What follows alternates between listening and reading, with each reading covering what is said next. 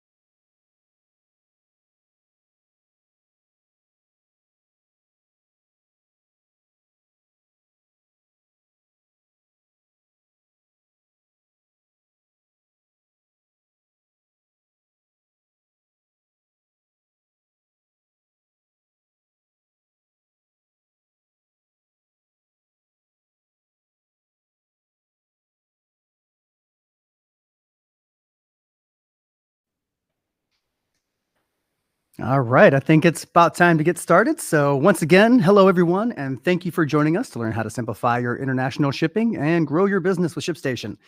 I'm Rob Zaleski, Product Marketing Manager for ShipStation North America, and I'll be your host today.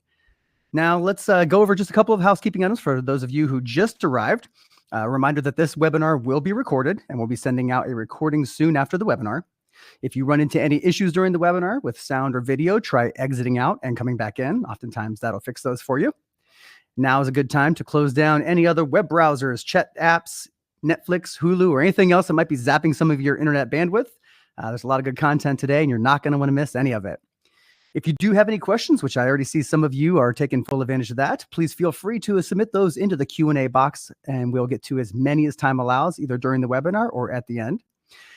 And with that, I would like to introduce a couple of our speakers today.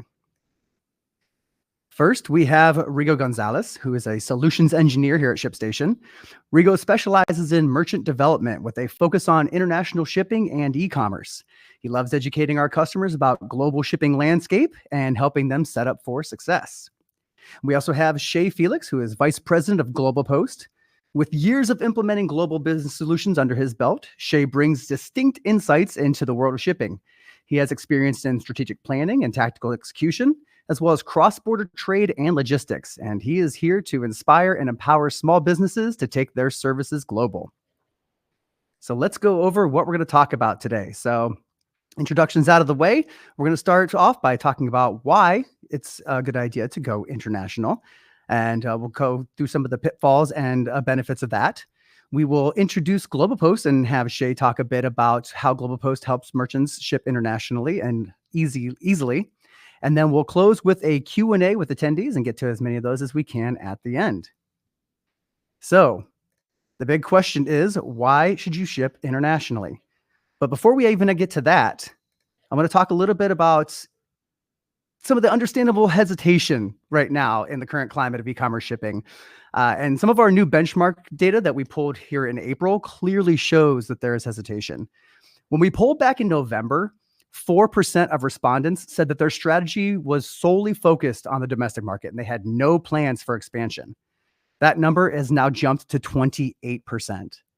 And likewise, 4% of respondents in November said they had no immediate plans to enter new markets, but would consider it in the coming years. That number has jumped from 4% to 18%.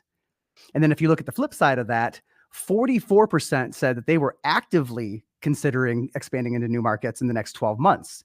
That number has plummeted from 44% down to 17%. So if you're feeling a little hesitant, you're definitely not alone. We're seeing that in the data. And there are definitely certain reasons and things that are kind of keeping people a little bit hesitant. And as we go through these, I'd actually like to put out a poll and see what your thoughts are on this. So what are your main international shipping concerns? So is it simply shipping costs? Is it new terminologies that maybe you're not super familiar with?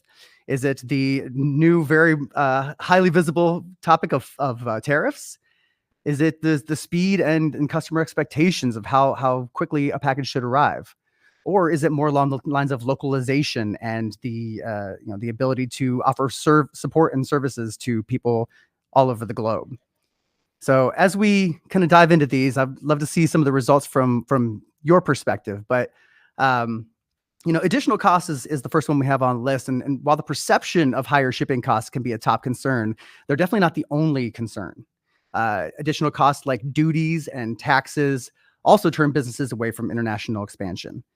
And then, as I mentioned earlier, the hot button topic right now of tariffs is on a lot of people's minds. It's also kind of like a very variable and misunderstood element. So a lot of people just don't even know how to approach tariffs. And so that gives people pause when it comes to expanding internationally. I also have on here some of the new terminologies. So the shipping internationally comes with new things you have to consider when it comes to your shipping processes.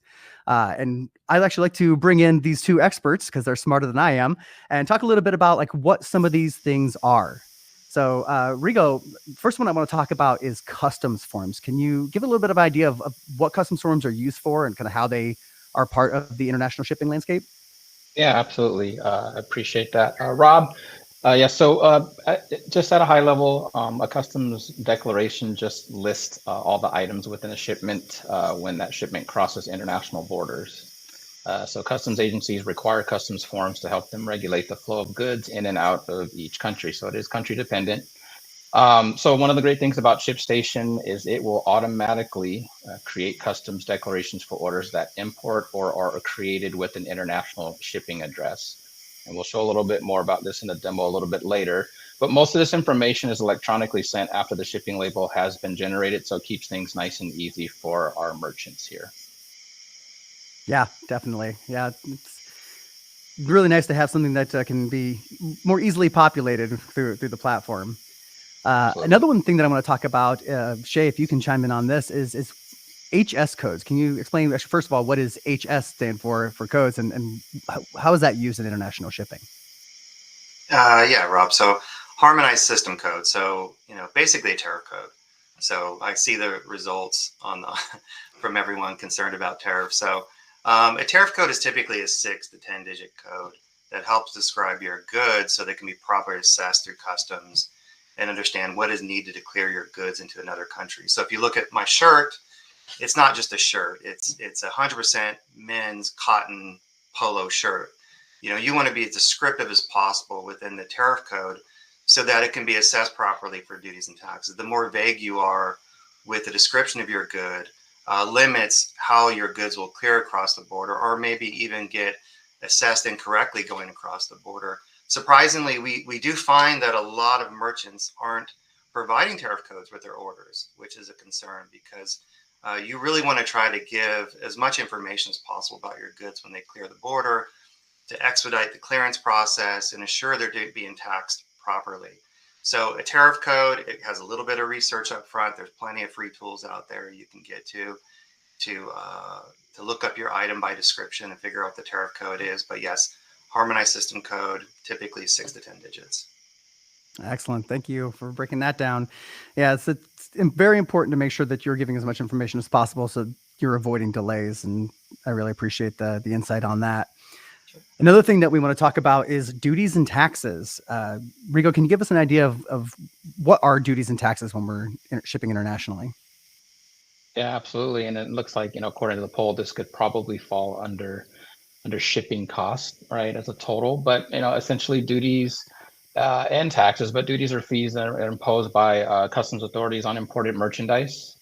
So the fees are just based typically on a value, which would include the value of the products plus the shipping cost and possibly any insurance that might be added there. And then those are also going to differ according to the shipment, right? So essentially, you or your customer, so you as a merchant or your customer will be responsible for payment of these duties and taxes and any fees assessed by the customs authority. Now, we offer both options to either pay the duties here on behalf of your customer. We call that DDP, or delivery duty paid. Or you have the ability to have the duties unpaid, which would just leave the responsibility with your customer. But at a high level, duties and taxes are just something that every country most likely would impose. Again, there are some some specifics there, but in general, that's how that works. Yeah, I can definitely see that getting incorporated into the concerns around shipping costs, especially if there's a little bit of confusion about how those are calculated. So that's interesting. And then Shay, in our previous conversation, you gave me a really great explanation of a term that a lot of people probably are not actually familiar with or probably haven't heard of until recently. Can you go a little bit into like what is de minimis? Yeah, so it's interesting. De minimis has now been thrown around a lot lately, and for years it was like a term that just folks in the space were really familiar with, and most consumers and shippers maybe weren't familiar with what de minimis actually meant. And we know it in the U.S. because there's been a lot of changes for things that come into the U.S. from other countries. So de minimis is really the minimum value which things are taxed. So if you look at the U.S. market for things that are shipped to the U.S., for years we had a de minimis of $800, and that meant anything below $800 was not taxed, which is great because we as consumers didn't have to worry about duties and taxes for anything that fell below $800. And anything above that was taxed. So de minimis is something that countries use to kind of determine when they want to set the tax rates based on the value of the goods. Some countries will be very low, like $20. Some, like the U.S. used to do, would be high at 800. Australia is a market that I think is like around 700 plus. So some markets, some countries around the world use that de minimis line to figure out their taxes. And we've seen the last few months how much that has changed with all the new tariffs and everything, and the countries looking at different ways to collect tax money on lower value goods and pushing that de minimis down quite a bit to capture taxes on lower value goods. So de minimis is really kind of a line to think about when taxes start for certain countries. Yeah, that makes sense. Very interesting. And yeah, it's all over the news. It's definitely been popping up in headlines here and there. So I'm sure a lot of people were very curious about that. Cool. Thank you for some of that expert insight from the both of you. Also for future reference, just as we're continuing on and after this webinar, we actually do on the ShipStation blog have a blog post that breaks a lot of these down and kind of helps remind you and explain what these are and kind of how they are incorporated into international shipping. So we'll make sure that blog post link is also in the follow-up email that we send with the webinar replay so that you all have access to that. It's a pretty well written and a very explanatory blog post. So another thing that people are concerned about is the speed and then customer expectations when it comes to international shipping. A lot of customers who are buying from international locations understand that it is probably going to take a little bit longer, to get to them than a domestic package would. But obviously, people still want their packages as soon as possible. We all made that purchase, and we really want it in our hands as soon as we can and get it. So, we want to try to find the right balance between fast and economical. Expedited shipping for international can get quite pricey, and so you want to try to find that right balance. And Shay, you and I actually had a pretty good conversation yesterday about kind of some of the expectations of what people think international shipping takes or how long it takes versus how long it actually takes. Can you kind of chime back in about that a little bit? Sure. For most carriers, you're normally working in business days, not calendar days. And when carriers look at the delivery dates, when they post it's going to be there in 6 days or something like that, they don't normally account for things like customs, right? So there's normally an asterisk you'll see that says, well, in and out of customs, that time is not normally calculated. So it's really the logistics to get it to customs, the logistics to get it out of customs, and the logistics to get it delivered. And even on the delivery, there are deliveries and attempted deliveries. So if the duties and taxes are going to be paid by the recipient, the postman may leave a little sticky on the door saying you have to drive to whatever location to pay your taxes. Well, that can add another couple of days depending on, how long it takes someone to do that before they get their goods. So when you look at the delivery cycle for an international shipment, there are certain factors to think about that aren't there on a typical domestic order, like in and out of customs, the payment of the duties and taxes, then even fun ones like Australia being one day in the future, right? So because the distance of it. So there are a lot of other factors to think about. And what deferred shipping means in international is very different from domestic. I mean, domestic, the expectation is like you need to get it there within 2 days.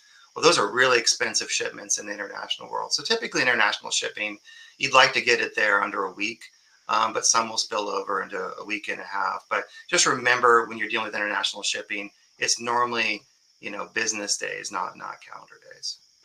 Yeah, being clear about that and in your website verbiage or in your, marketplace verbiage probably will help kind of level set with your customers so that they don't have unreasonable expectations. And the next thing we have on here is, providing support. Localizing your website can increase conversion rates, but that also costs time and money, and you have to make sure that it's right for the individual countries that you're trying to sell to.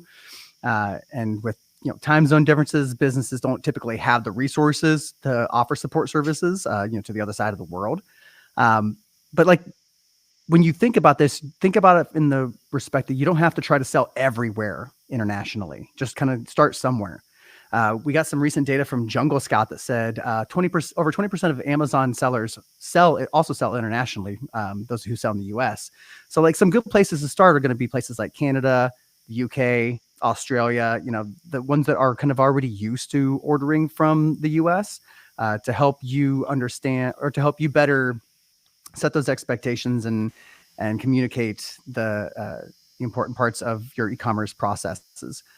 And also do a little bit of addressable market research. You can check your website traffic sources to find out if you're getting a lot of traffic from specific countries, and or try to figure out where your product is going to be a good product market fit in that specific country, and start there, test your waters, and kind of get your processes down there. So there's definitely ways that you can approach this that can make it a little bit easier. I'm gonna go ahead and take the poll down, but what do you think, Shay? Is this kind of falling in line with what your expectations were? A year ago it wouldn't have been, but now, yeah. I mean, for international shipping, normally it is shipping cost, right? And the fact that it's still number one tells you how important shipping cost is for international shipping. But wow, the tariffs at 30%. I think if this were a year ago, I would see the shipping cost be closer to like 60. And obviously tariffs would still be in the mix, but not as high. But clearly a lot of change in the last few months or so regarding tariffs. Yeah, it's pretty fascinating. Okay, I'm going to bring back up our presentation here. Okay, and so with all that said, why even bother selling internationally? There's a lot to consider, but if you start looking at some of the data that's out there, projected growth of global online shoppers in 2025 is expected to be $2.77 billion. So that's a lot of money to have out there and not have your slice of the pie, especially if you can find places where your products are going to be a good fit for customers in that market. The percentage of online shoppers reportedly who actively shop internationally is over half, over 50 or 52% of people don't have a problem shopping internationally. And along with that comes a higher average order value for international sales. Those orders typically have about a 17% higher average order value than domestic orders. So people are kind of loading up their cart if they know they're going to have to worry about some of these other things, and wait a little bit longer. They just don't want to have to go with separate shipments like You order from some places that is going to get there in a day or two. You might just order one thing here, one thing next week. Whereas internationally, you're probably going to put all this together in one cart and try to consolidate the shipments as much as possible. And, as I mentioned earlier, if you can capitalize while others are hesitating, and the uncertainty is kind of keeping them from expanding, you can be ahead of the game with less competition, which really, as things kind of stabilize and we start figuring things out, you're already going to be out there while other people are kind of, trying to get their feet in the water. And so with all that said, I would like to turn things over to Shay to talk a little bit about GlobalPost and how GlobalPost helps merchants, particularly ShipStation merchants, ship internationally with ease. Shay, go ahead and take it away. Great. Thanks, Rob. So GlobalPost is a carrier on ShipStation today, and we have over 50,000 active merchants on ShipStation that use GlobalPost for shipping. And most of those shippers fall within what we would call SMBs, small to medium-sized businesses. And that's because the solution was really initially tailored around how can we make international shipping easier for small businesses. It was a partnership with Octane to really go after a part of the business that we wanted to inject as much value as possible to help grow that segment of business, knowing that for small businesses, a lot of them were not even shipping international, or maybe they would just ship to one country. And so there's a series of things that we've done with the product to try to add value for the market. The first one on the left is hassle-free shipping. So no customs forms to print. We still need to collect the data for customs, but the actual physical printing of the forms, we either handle that ourselves at our operations site, or we file it electronically on behalf of the shipper. So we want to take that work out, because we know a shipper who's shipping domestically, there's a process they do there just to print a label, put on the package, and adding those extra forms can really slow down their operation. So no customs form to print. We do address verification to cut down on missed deliveries. We have our own dedicated support team. We have a very easy to file claims and inquiry process, because we know with some of the big carriers that could be a problem sometimes, just reaching out to someone and finding out like what happened to our package. So we put a lot of emphasis up front of just making sure that anyone who gets their, steps into the international world of shipping feels like they can do it and actually get help and try to do things easier. The second thing is we wanted to make it as inexpensive as possible. I think there's always a myth that international shipping is really expensive, and you're all welcome to go look us on your own. But, on our website, if you look at our pricing, it's actually cheaper to ship it from Los Angeles to the UK than it is from Los Angeles to New York through, say, Priority Mail, USPS. So you can get to international shipping really inexpensively. It doesn't have to be super expensive. There are really great options out there, not just our carrier, but other carriers as well. So I highly encourage everyone not to come in with the mindset of, oh my God, this is really expensive. Sure, if you walk down to like the parcel store or whatever, they're going to get you for a lot of money. But nowadays, solutions like ShipStation have negotiated agreements with carriers like us to get really good rates. The third thing we did is we wanted to make sure it's accessible around the world. We wanted to make sure those shippers who grew with our service and went on and added more and more countries could do so with confidence. We know that about 65% of the volume for most SMBs go to Canada, UK, and Australia. But as you're growing, you want to open up new markets. So we go to all countries around the world. The other thing we did is we offer free coverage against loss or damage, and that includes postage replacement.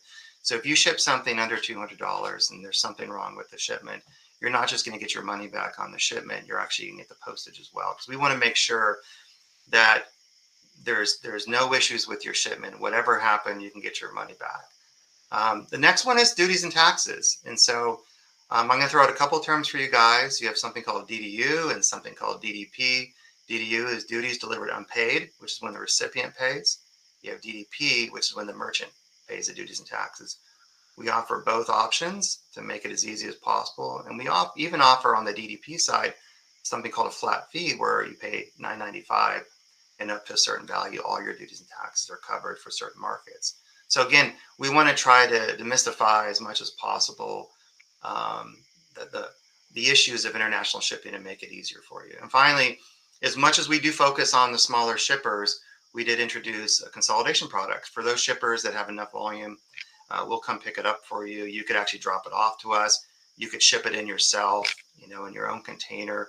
So when you take over your own first mile, we give a lot of savings there back to the customer on top of what we feel are already low rates for our customers. Fantastic. And I think so how do we, yeah. Sorry, I'll just jump into it. So how do we do this? How do we pull all this off? Well, I'm going to give you two things that we do in our secret sauce that I think makes this all work for us and our customers. Number one is we want to simplify the first mile as much as possible. We use USPS domestically to take your goods and ship it to one of our hubs around the country. Once it gets to our hubs, that's where we apply whatever documentation needs. We weigh it, we measure it, we make sure it's ready for clearance through our brokers, and we really kind of get everything staged so it can clear customs as easy as possible. If there's any issues, we try to deal with it there versus trying to deal with it when it arrives in the country. So what you need to know is you have a very easy process to get it to us. No contracts, no volume minimums, and all that's completely integrated into ShipStation today, including the tracking number on the domestic first mile. USPS is already integrated into the overall tracking number for GlobalPost. So while we try to keep it really simple on the first mile, behind the scenes, we have a very complex last mile, but that's a good thing because what we try to do is use as many last mile carriers as possible to give our customers the best opportunities for service and price. And so we have hundreds of different carriers that we work with that will hand it to in any given market to make sure that we're always flexing our market to get those two things, good price and good service. The other added benefit of doing this is when there are other issues that happen in the world of shipping, like Canada Post may go on strike in a couple weeks. And if that happens, we have a flexible network in Canada to use an alternate carrier other than Canada Post. So we try to be as disruption-free as possible when things happen around the world, whether they're floods or strikes or whatever happens in those other countries. And so that's why it's really helpful to have a complex, flexible last mile. Yeah, that's really great. And I subscribe to a lot of updates from USPS that kind of gives you notifications around the world where there's like that they just don't have transportation, so they actually have to stop deliveries to that area. And so then being able to have that flexibility to still navigate around that is definitely super helpful. Cool. So we talked a little bit about kind of like the higher level stuff. Let's get a little bit into how we do this in ShipStation. And with that, Rigo is going to take us away here.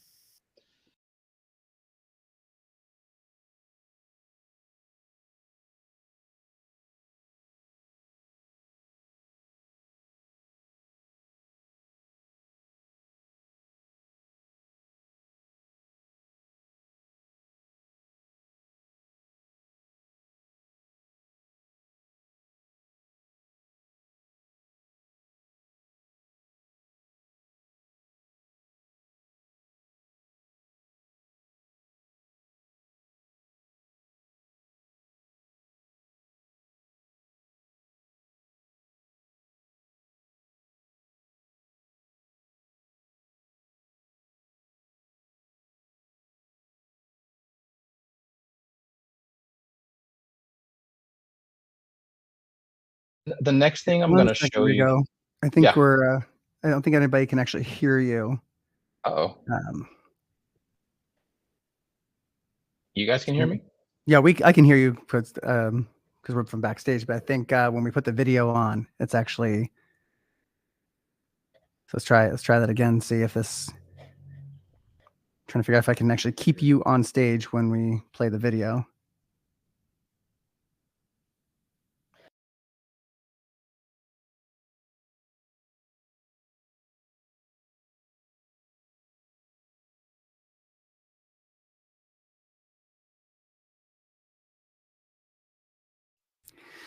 Okay, well, that might be a little bit of a snafu that we were not expecting. It's not letting your audio come through when we have a video playing. So I think I can still verbally go over it, Rob, just to kind of give them like a visual verbally, if that makes sense. But the next thing I was going to show in the video was how to create a few different automation rules. So the nice thing about ShipStation is that we can leverage the technology. And like Shay alluded to earlier, it's just a little bit of work you do up front, but this is to make things much easier on the back end. So what I did is I set up a couple of different automation rules.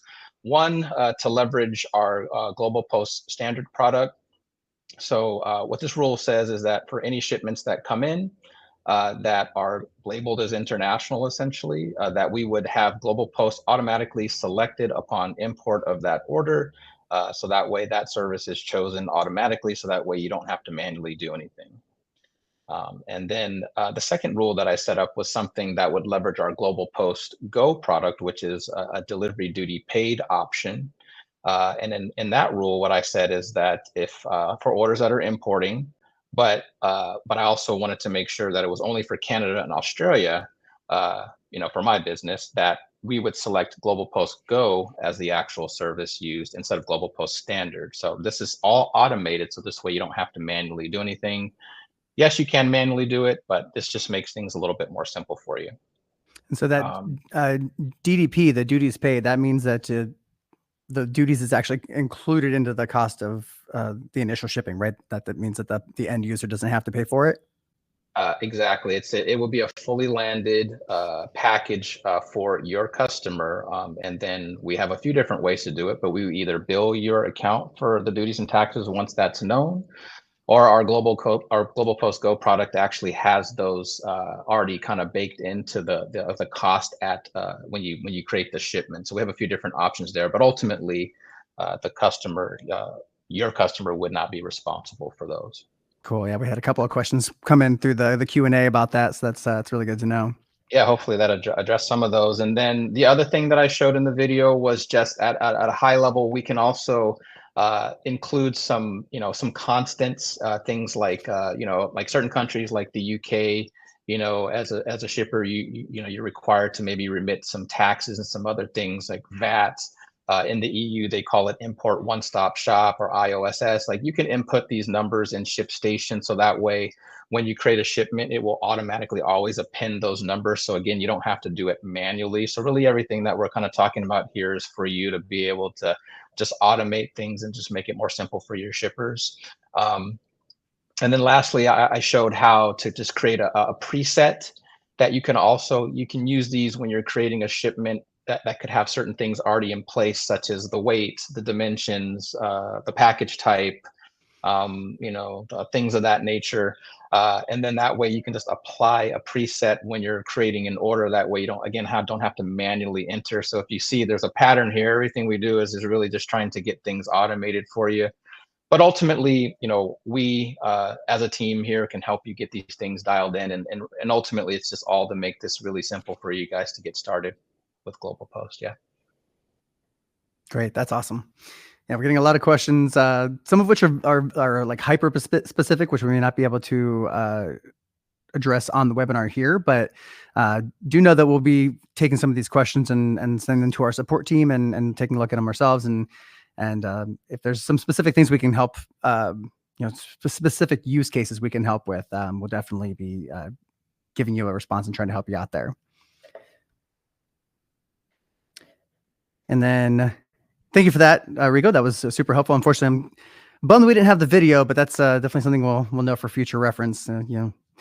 Learning live in some points. And so before we get to the Q&A, we've got quite a few, so that's pretty fantastic. I do want to talk a little bit about some of the benchmark data that I was referring to earlier. We recently polled quite a few people back in April and got some really great information that can help merchants when it comes to shipping and understanding, international shipping as well as domestic shipping. We're always trying to keep you as informed as possible when it comes to the most recent e-commerce news and statistics.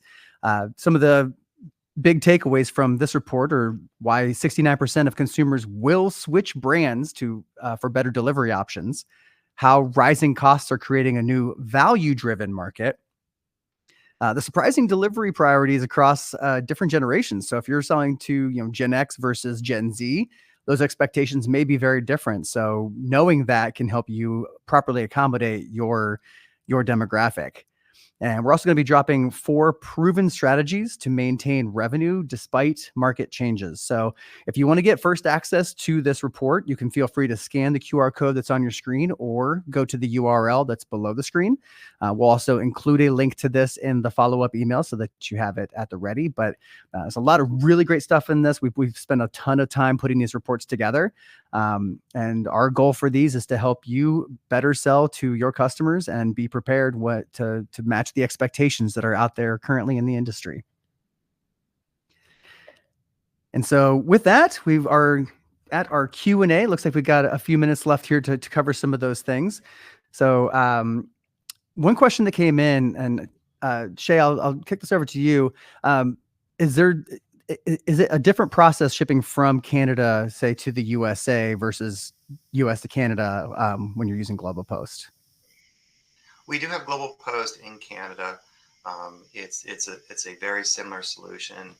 Obviously, in Canada, instead of using USPS, we use Canada Post for the first mile.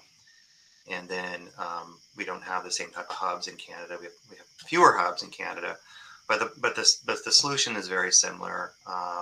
The way we kind of run the US solution, it's just a little bit newer for us than what we do in the US. That makes sense.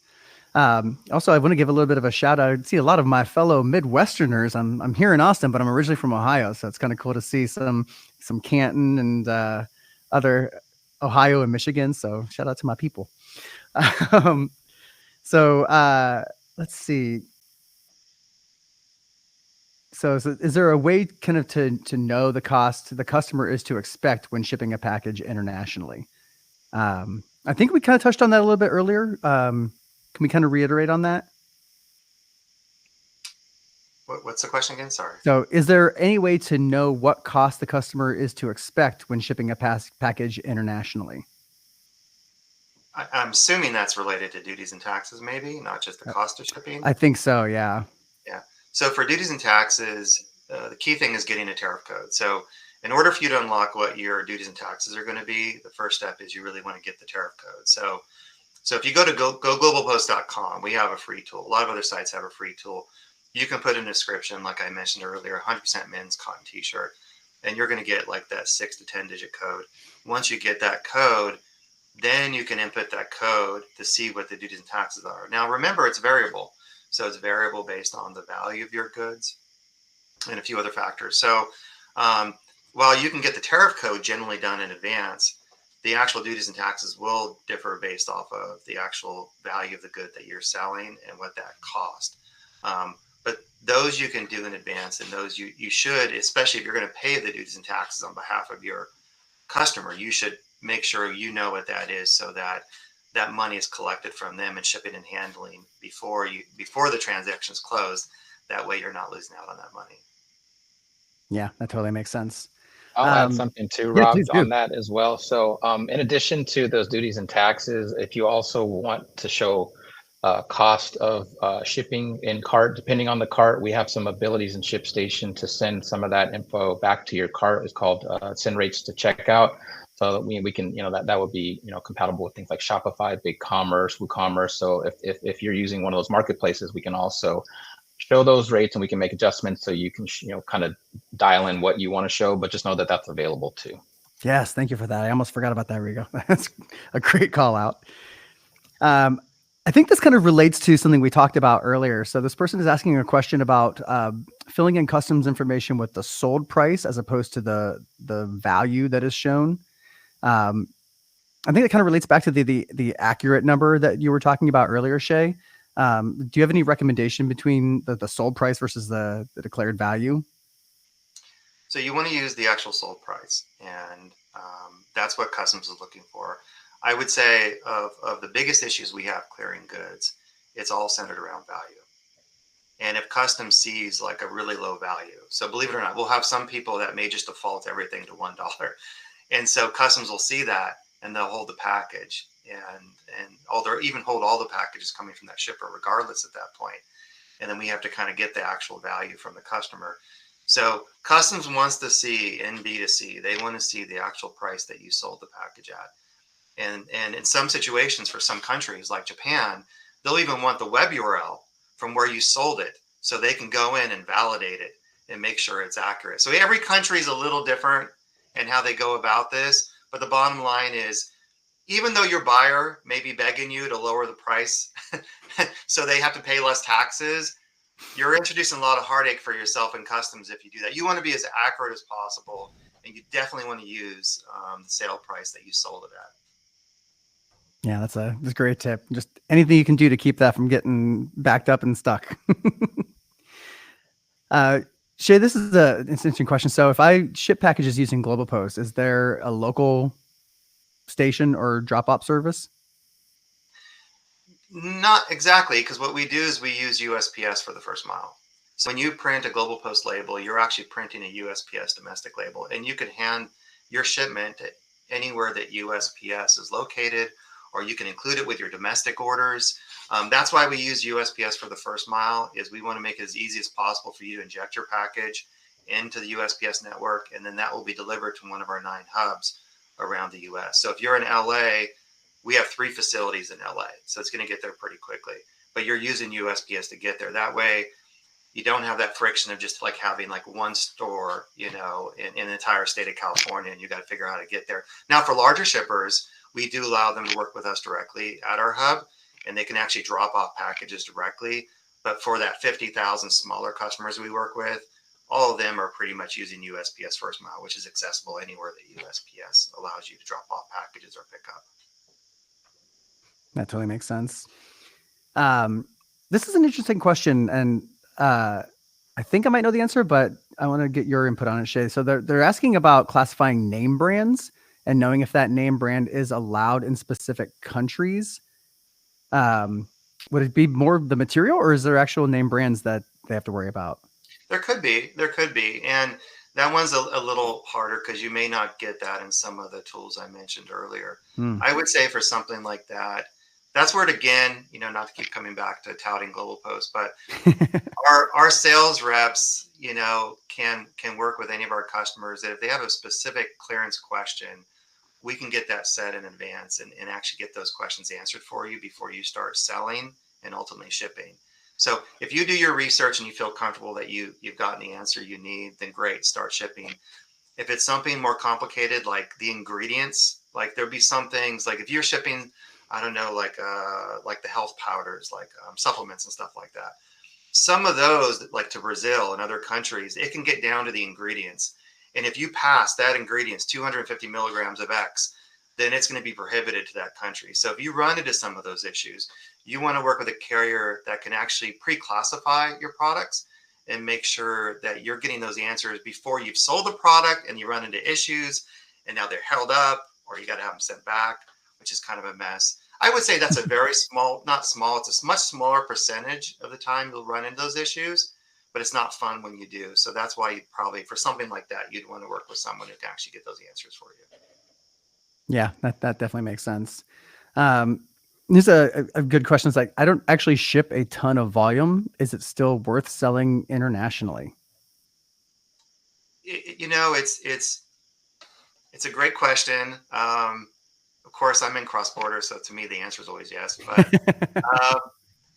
I think it's one of those things that, a lot of people, the first step they take is Canada. It's one of the easier markets to get to. It's very close. Delivery is good. Cost is good. But you don't want to do it so casual that you haven't done a minimum amount of research. So you definitely want to do a little bit of research so that you don't have that first bad experience. When I find that people stop shipping internationally, it's because they didn't do enough research. They had a bad experience, and then they never want to do it again. My brother-in-law is on Etsy, and he sells those signs that you print, like, Fenway Park 5 miles away or whatever. He told me I had one bad experience. I'm never doing it again. I'm like, oh, you're my brother-in-law. Like, we got to figure this out.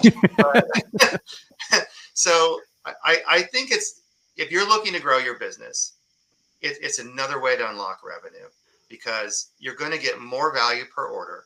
You're going to open up more customers, more markets. But if you're strategic about it, it's definitely the best way to go to grow your business. Yes, excellent. And I think that's actually a pretty good way to end it. We're coming right up on time here, and I do want to respect everybody's time. There were a ton of great questions in here, which we will be collecting and trying to get you guys some answers to.